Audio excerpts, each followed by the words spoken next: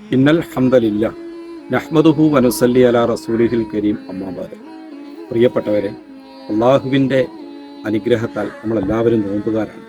അള്ളാഹു നമ്മളെല്ലാവരുടെയും നോമ്പ് പരിപൂർണമായി കുറ്റമറ്റ നിലയിൽ സ്വീകരിക്കുമാറാകട്ടെ. നമ്മൾ യഥാർത്ഥ നോമ്പുകാരാകണമെങ്കിൽ, അള്ളാഹു നമ്മളെ യഥാർത്ഥ നോമ്പുകാരായി പരിഗണിക്കണമെങ്കിൽ അന്നപാനീയങ്ങൾ മാത്രം ഉപേക്ഷിക്കൽ കൊണ്ട് നമ്മൾ യഥാർത്ഥ നോമ്പുകാരാകുകയില്ല. മറിച്ച് നമ്മുടെ കണ്ണിനും നമ്മുടെ കാതിനും നമ്മുടെ കൈക്കും നമ്മുടെ കാലിനുമൊക്കെ നോമ്പായിരിക്കണം. എന്താണ് നമ്മുടെ കണ്ണിൻ്റെയും കാതിൻ്റെയും കാലിൻ്റെയും കൈയുടെയൊക്കെ നോമ്പ്? അവകൾ കൊണ്ട് നിഷിദ്ധമായ കാര്യങ്ങൾ പറയുകയോ പ്രവർത്തിക്കാതിരിക്കുകയോ ചെയ്യലാണ്.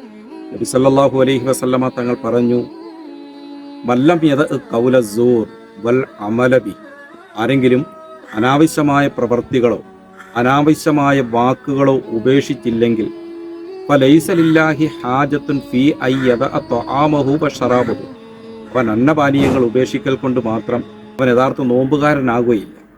നബി സല്ലല്ലാഹു അലൈഹി വസല്ലമ തങ്ങളുടെ മറ്റൊരു ഹദീസിൽ കാണാം, ഇദാ കാന യൗമു സൗമി അഹദിക്കും വലാ യർഫുസ് വലാ യസ്ഖബ്, നിങ്ങളിൽ ഒരാൾ നോമ്പുകാരനായാൽ അനാവശ്യങ്ങൾ പറയുകയോ അശ്ലീല വർത്തമാനങ്ങൾ പറയുകയോ ഒച്ചയും ബഹളവും ഉണ്ടാക്കി നടക്കുകയോ ചെയ്യരുത്. എത്രത്തോളം ഒരാൾ നമ്മളോട് വഴക്കുണ്ടാക്കിക്കൊണ്ട് വന്നാൽ വൈൻ സാബഹു അഹദുൻ ഔ കാത്തലുഹു, നമ്മളോട് ആരെങ്കിലും വഴക്കിന് വന്നു, വക്കാണത്തിന് വന്നു, അപ്പോൾ ഞാനൊരു നോമ്പുകാരനാണ് എന്ന് പറഞ്ഞുകൊണ്ട് ഒഴിവായി മാറണം എന്നാണ് നബി സല്ലല്ലാഹു അലൈഹി വസല്ലമ തങ്ങൾ പഠിപ്പിക്കുന്നത്. ഇനി അവനോട് പ്രതികരിക്കാനും അവനോട് ഏറ്റുമുട്ടാൻ പോയി കഴിഞ്ഞാൽ നമ്മുടെ നോമ്പ് പ്രതാവിലായി പോകും, നമ്മുടെ നോമ്പ് ഫലശൂന്യമായി പോകും.